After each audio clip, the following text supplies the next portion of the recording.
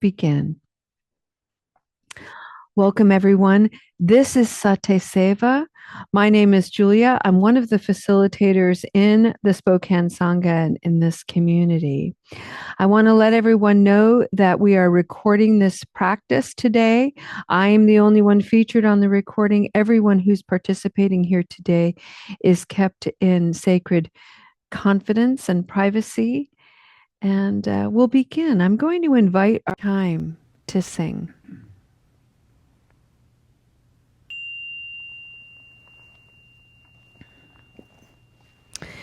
Today, friends, I'd like to begin our practice by sharing with you a sentiment of metta, loving kindness.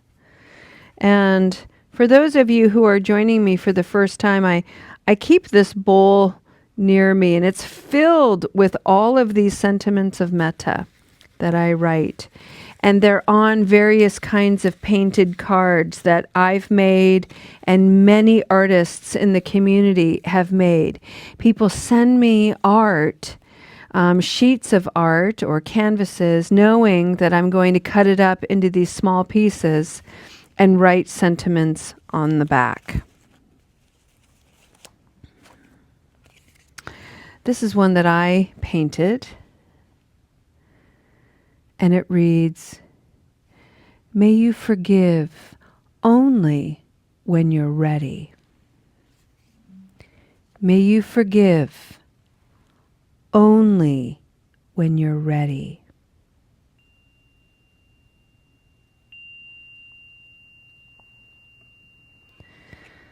I really love that sentiment.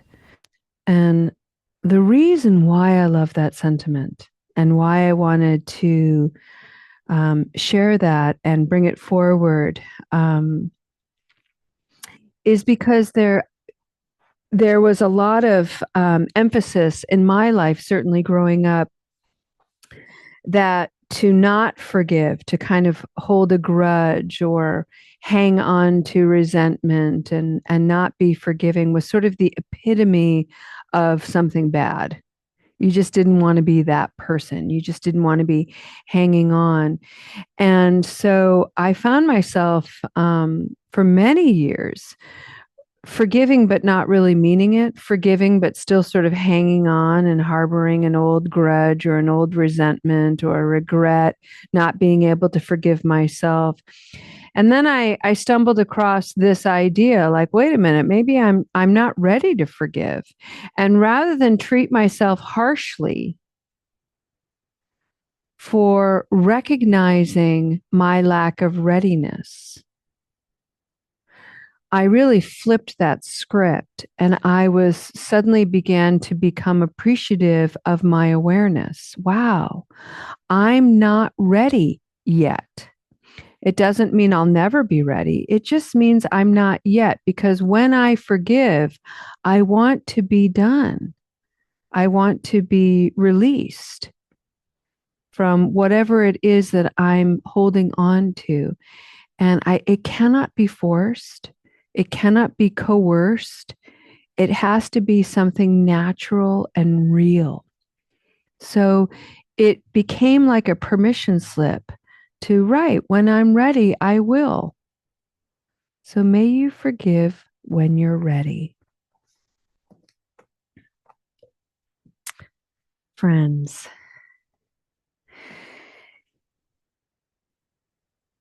we have been exploring in SatiSeva the cultivation of awareness, the mindfulness practice of awareness, which is the first mindfulness practice in all of the 16 SatiSeva practices.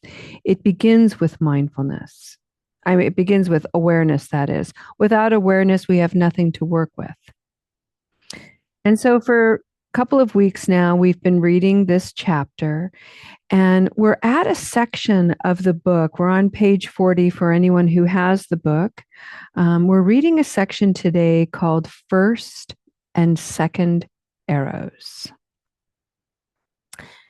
And I'm curious, Michael, I know you're out there. Do you want to read today? I'm putting you on the spot.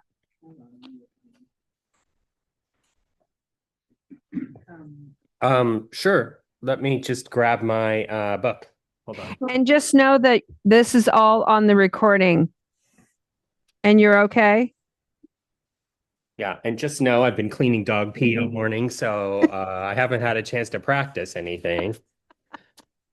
That Uh, makes that makes it real. I'm so glad you shared that with us. So we're on page 40, my friend, and yeah. I just want you to read um I want you to read the I want you to read the whole section. You just muted yourself, my friend. There you go. So I'd love for you to read the whole section.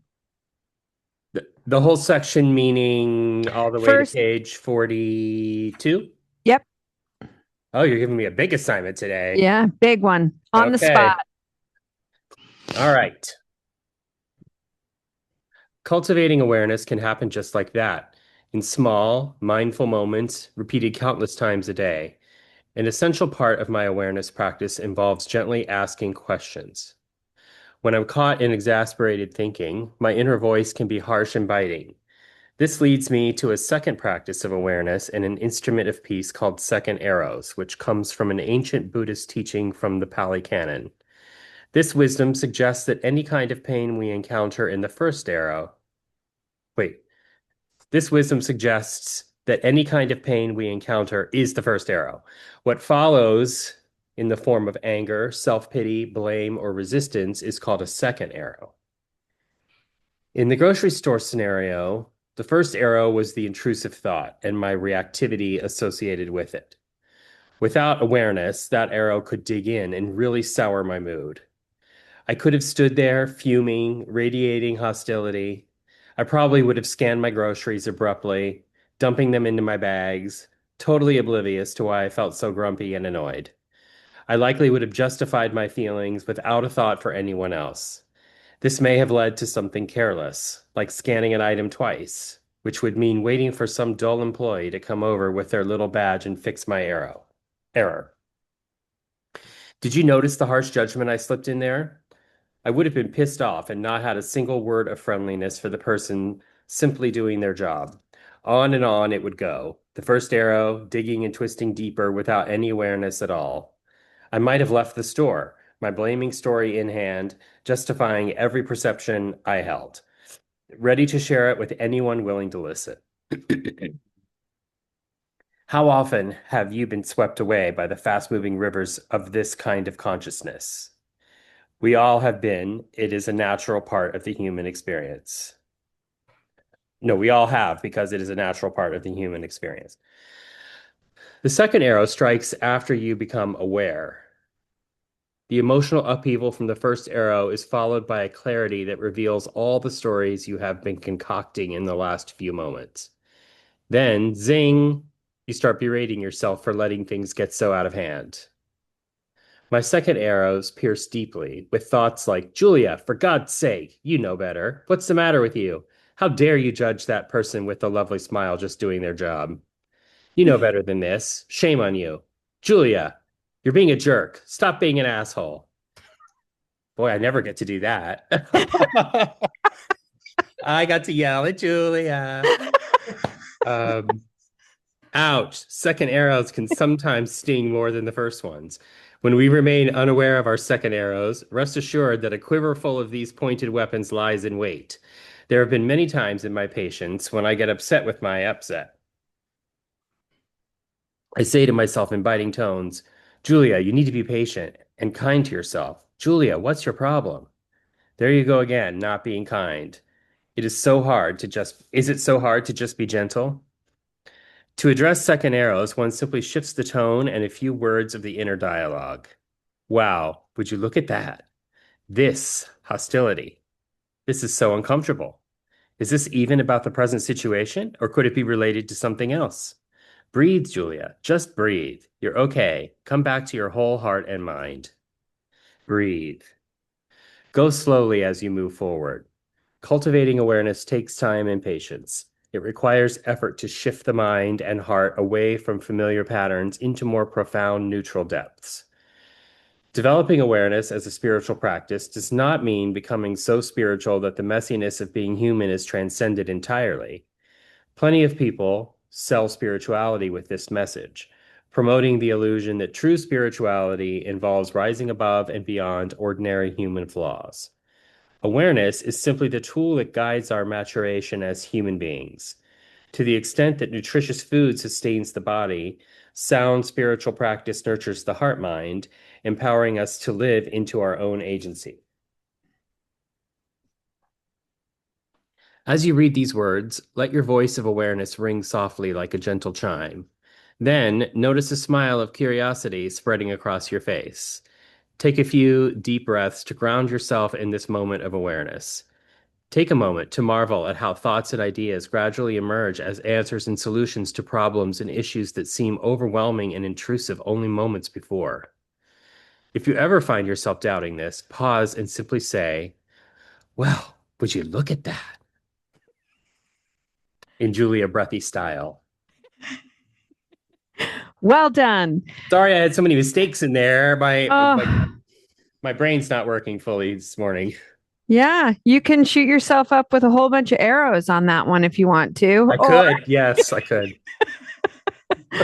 or we can just invite it to be perfect because it was. Thank you so much. That was just wonderful. On the spot, you went with it. I love it. Thank you so, so much. So, second arrows, isn't that a fun topic? A fun thing to explore. So, what I'd like to do, and Michael was referring to on Sunday, I had read and shared a story about being in the grocery store and feeling really frustrated about um, suddenly going to the checkout line and having that self-serve area and feeling like, oh my God, I'm working here now. When did they get me to work for free? And I'm scanning my own groceries and I'm doing all the work. Like how is this a thing? And so I was just pissy about it. And then I got mad at myself for being pissy. And so the first arrow is that initial intrusive thought and that initial eruption of emotion. The second arrow is what we do with it.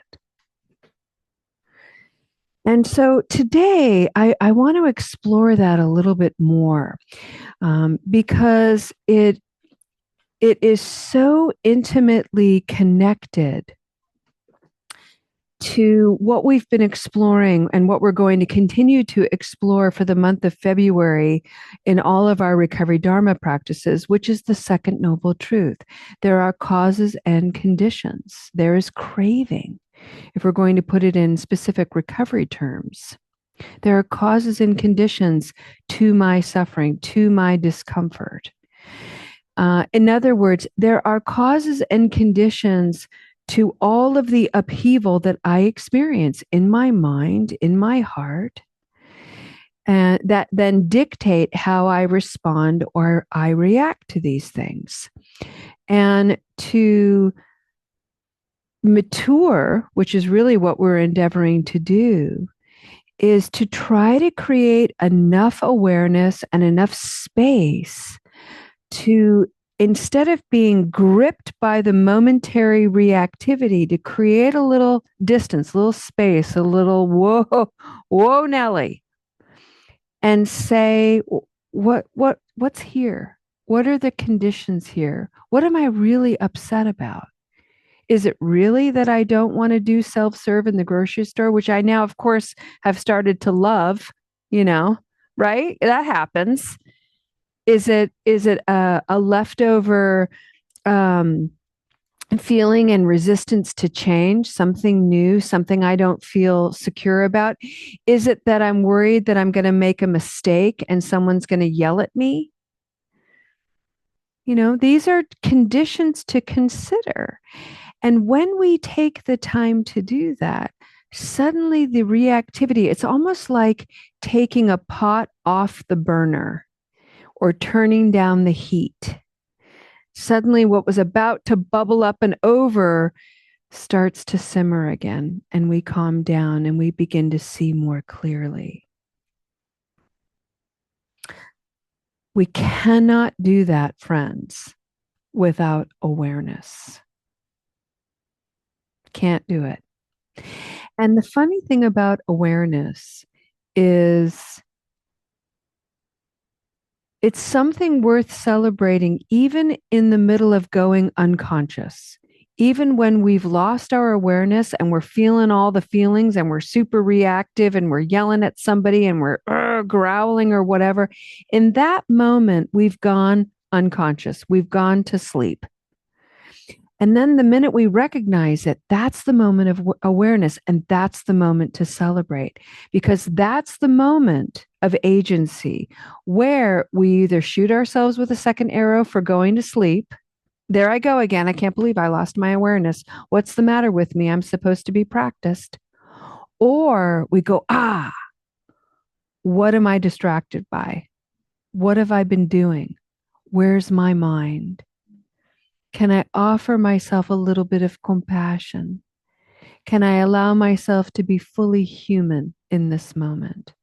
And a great example, something I think we've all experienced is, have you ever driven down a road that you drive down all the time, and your mind is just doing what the mind does? You're not even aware of the thoughts, but you're telling some story and you're in some movie, and the next thing you know, you're somewhere on the road and you don't even remember how you got there. Has that happened to you? And you're like, whoa, how did I get here? And it can be kind of scary. Like, wow, I really went unconscious. And that's a very human thing to do. And it's not about never doing that. It's about how do I work with that when it happens? And what's fascinating is the more we work with it and the more we understand it, the less it happens naturally. We don't have to force it, we don't have to work hard at it. It's just something that happens as an extension of this practice. All righty. So let's take this into a meditation, shall we? And what I'd like you to do for your meditation today is to first come into the awareness of your body. That's the place we're going to anchor today. And find a posture in your body that allows your body to experience a degree of ease.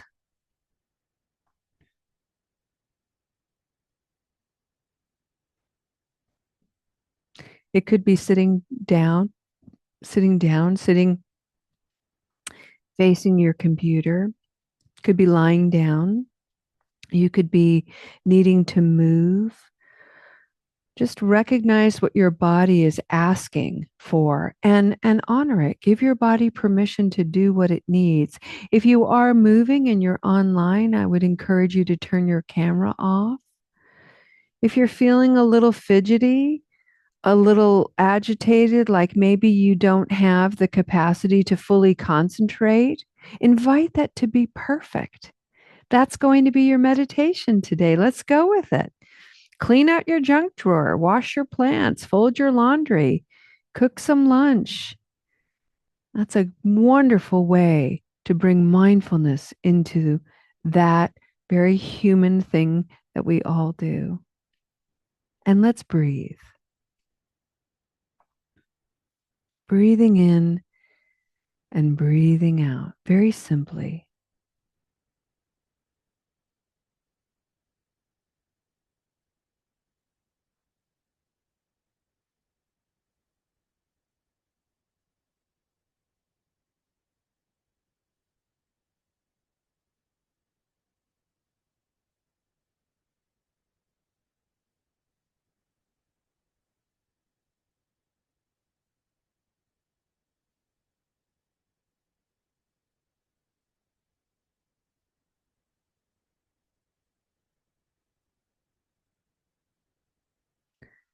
I'd like to share with you a really beautiful and colorful image, a lighthearted image for this first and second arrow business.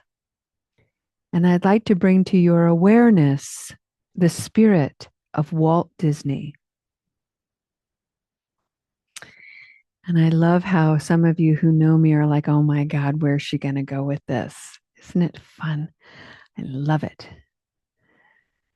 Where I'm taking you with Walt Disney is I think Walt Disney must have encountered Buddhism because Walt Disney has in one of his animated movies an extraordinary transformation of arrows into flowers. And it's the animated movie of Sleeping Beauty, the original. And it's the scene where the fairies are freeing Prince Philip from Maleficent's nightmare dungeon that is surrounded by her little minions and gremlins. And it's this dark, stormy, ominous castle.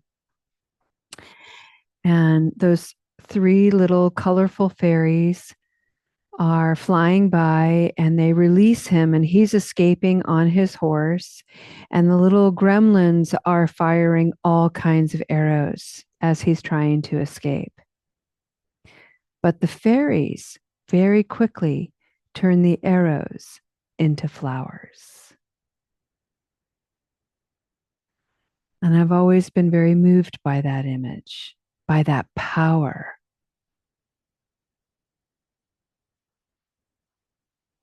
And you know, as a kid, I wanted that kind of power. I thought, wow, wouldn't that be cool to turn arrows and pointy, sharp things into soft, floral scented bits of loveliness? And the reality is, we all have this magical power, and it's called the heart mind. That's the wand, if you will. And it is the way we approach the sharpness and the harshness of our own mind, our thoughts and stories, and our actions. And we soften it. And we can soften it with practice and with curiosity and creativity, such that the arrow completely transforms into something else, into a bouquet of bright, beautiful wisdom.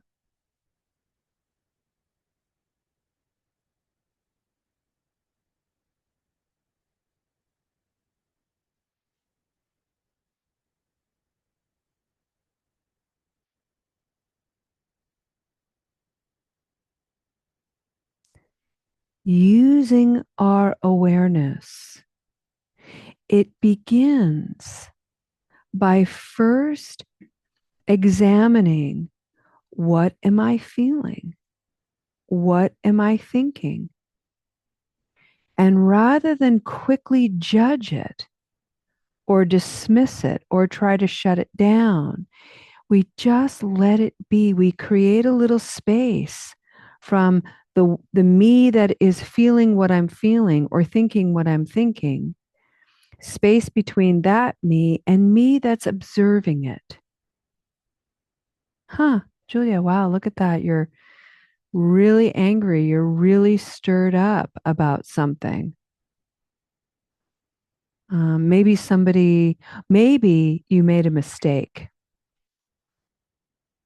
I did just the other day, Sunday, I think it was, made a mistake.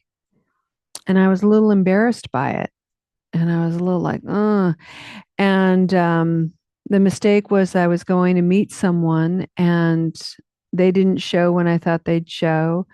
And so I started to leave and just as they were coming in, and out of the corner of my eye, I thought it was maybe this person, but I was like, oh, I don't want to stick around. I just want to go because I wasn't feeling altogether well. And so I left. And then this person did show, sent me an email. Hey, I'm here, but you're not.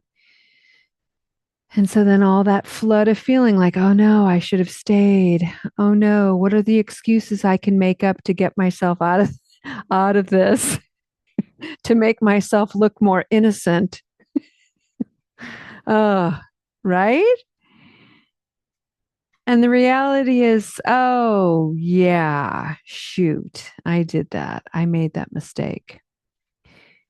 And I'm not going to poo poo it like, oh, well, I'm only human. What are you going to do? That's the voice of my adolescent. Nor am I going to blame this person. Well, they showed up late, so I'm going to shoot an arrow at them in the voice of blame.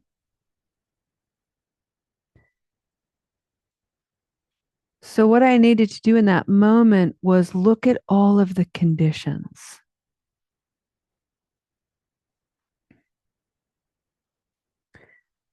One of the conditions was I physically wasn't feeling 100%. Another condition was this person was running late and hadn't communicated. Another condition was um, our communication and setting up the time wasn't 100% clear and impeccable. Another condition was I wanted to go home and take a nap.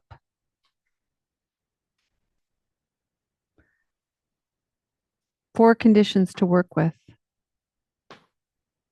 four conditions to own, four conditions to explore.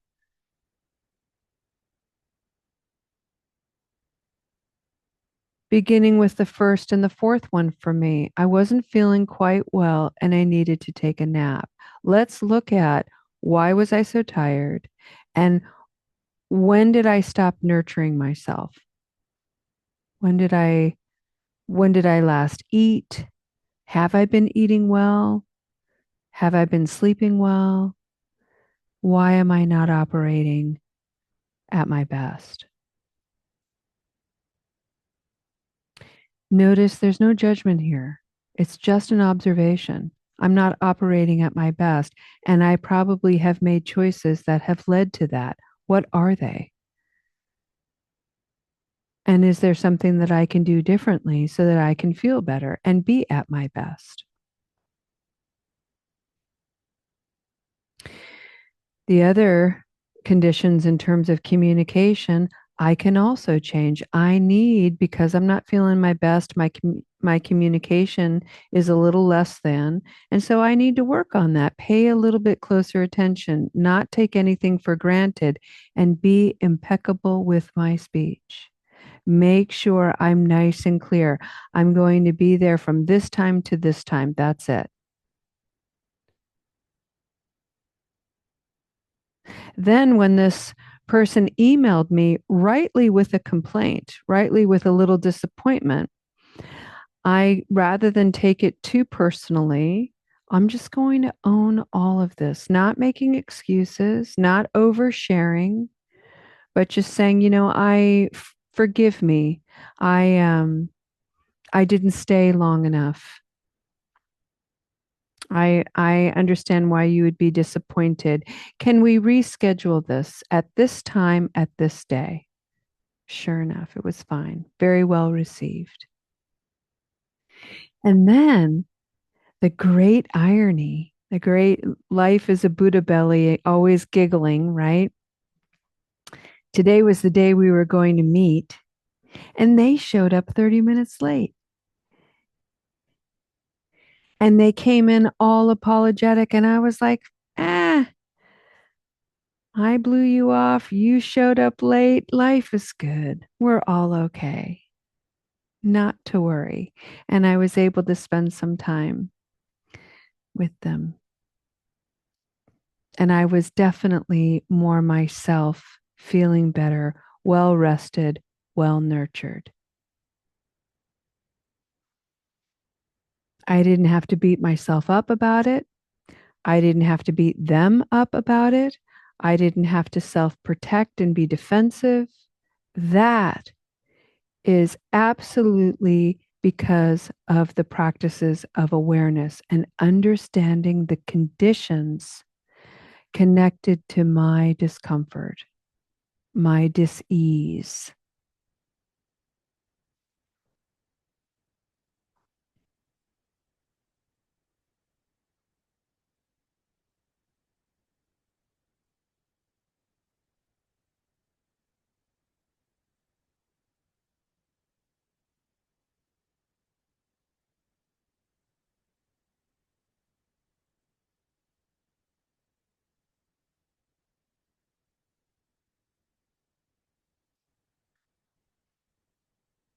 The last thing I'm going to say about this particular practice is unlike the image from Walt Disney's imagination,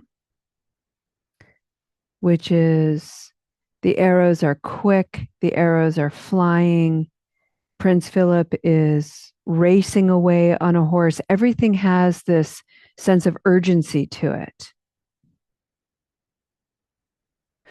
This is not that. This practice is much slower. And so, one of the best things we can do is to give ourselves permission to think about it, to contemplate it. Wow, I'm feeling all that I'm feeling. I'm about to interact with somebody and potentially be unskillful. And I can even say out loud for myself and for their benefit, I need to take a minute to, for a little bit of discernment, so that I don't speak unwisely. I don't want to be reactive. And I'd like to make sure I understand what's happening, my emotions that are arising, and give yourself a minute. Give yourself a day, a week. Give yourself whatever you need to get clear on the conditions of your own mind and heart.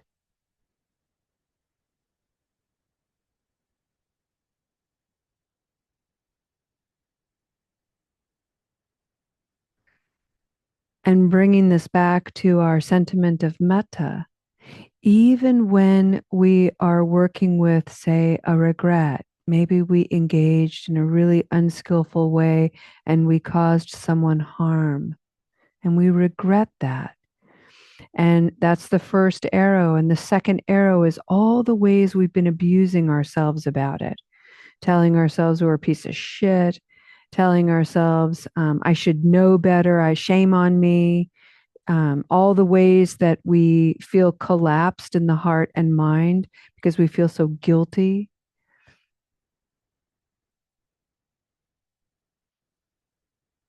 All of that is real. It's not about getting rid of that. It's about how am I going to transform that with my awareness? And the only way you transform that is to understand the conditions of it. And that takes time.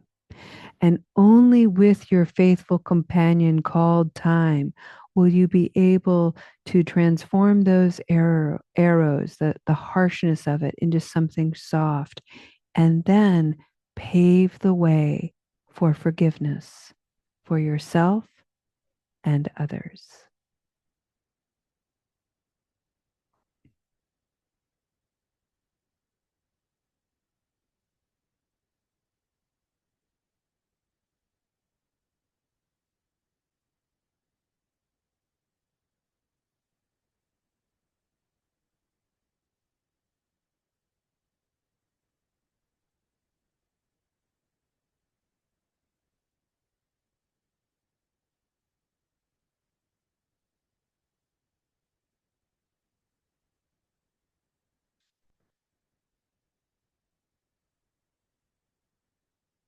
Let's just take a few moments and create a little space in the mind and the heart, allowing maybe a situation that's causing some kind of discomfort to come forward. And as you grow in your awareness of that discomfort, maybe you can just gently wrap it up in a question of curiosity.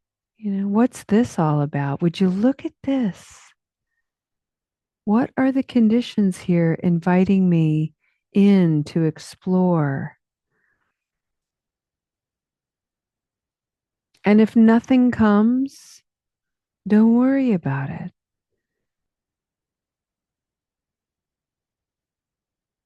Sometimes the presence of nothing, of no thing, is an invitation to be patient. It's a place of spacious awareness.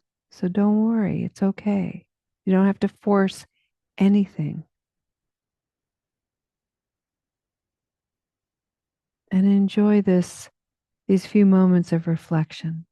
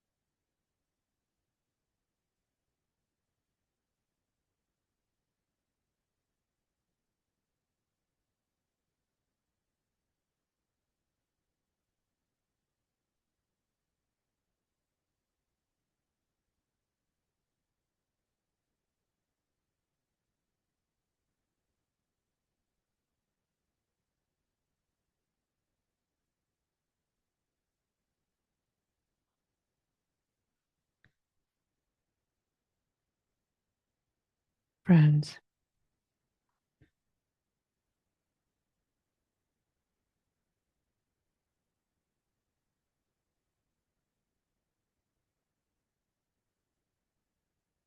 sometimes when I allow my imagination to roam, I think about what would it be like to encounter the Buddha, this man who was a prince, who was raised in a time of war, tribalism, weapons. He was trained in all of that. And he put it all down, knowing that weapons, even when necessary in terms of defending oneself, that whole idea of, well, I need a weapon to defend myself, he wanted to create something for himself where that was rendered irrelevant. And he did so, putting down the weapons of war by creating healthier boundaries and by improving and expanding his understanding of suffering in his in the person who was trying to harm him and in himself, in the ways that he inflicted harm on himself and others. And so we are invited to do that. Put down the weapons of war, war toward ourselves, war toward one another, build healthier boundaries, full of understanding, strong in understanding, wide in wisdom, tall in protection if needed. All of it endeavoring to reduce harm.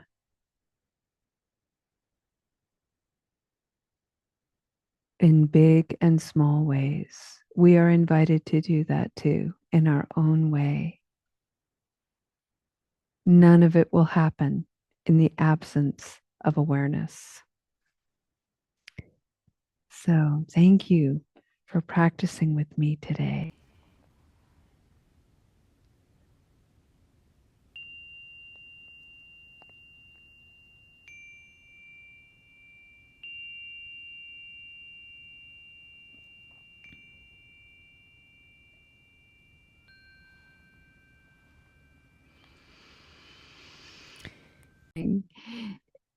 Is today we got to hear this wonderful story of somebody recognizing the need to stay in their own integrity and the need to stay aligned with their own aspirations and all the ways for years that individual compromised their integrity, compromised their aspirations for all the reasons that we do this. We want to keep the peace. We don't want to rock the boat. We don't want to encounter someone's ire. Whatever it is, we all do this until there comes a day where we decide not to. We take the risk, and it is a courageous risk and it requires a lot of vulnerability and strength. There's that bothness, the duality coming together. And what we realize and what we learned from that particular story today was something the Buddha would call ignorance. You know, people act out of ignorance. They say things out of ignorance. They think things out of ignorance, just like me. And so it's one of those things where I don't have to jump the wall, my boundary and try to make this person see as I see now. I don't have to try to make this person have the awareness that I have.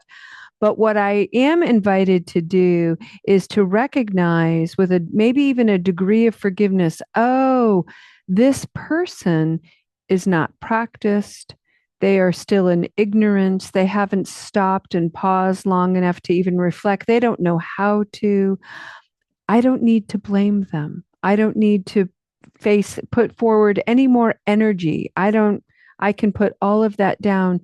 And I also don't have to engage them anymore. That's the boundary because their awakening is their work, not mine. And that's the real beauty of it. But what we can do with our sentiment of metta, may you forgive only when you're ready, for me anyway, it's very helpful when I think about all the times that I've been ignorant in my life and the leniency people have given me and the grace people have given me, which has actually paved the way for my awakening, for my learning. They've given me forgiveness and it's softened the way for me a little bit. So in my own way and in my own time, I do like to extend that to others while keeping myself boundaried and safe.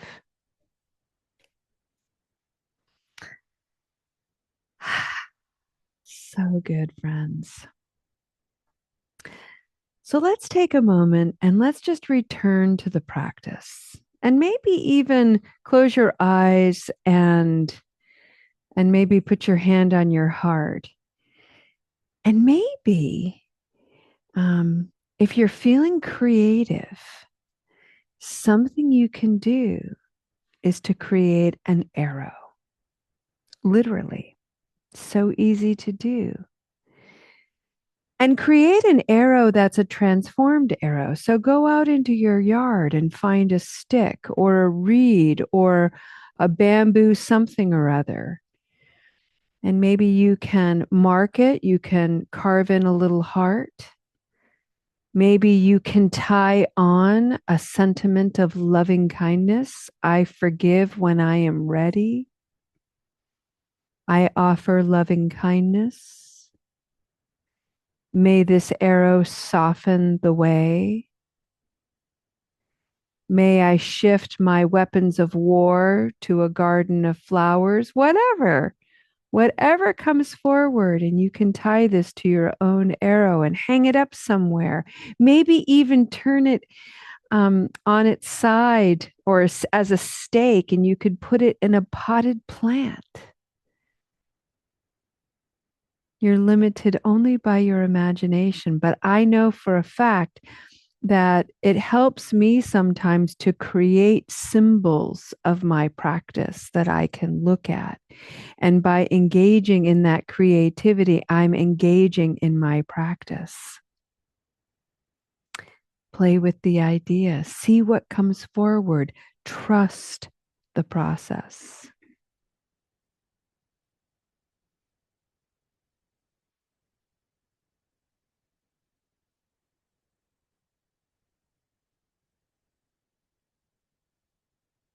Breathing in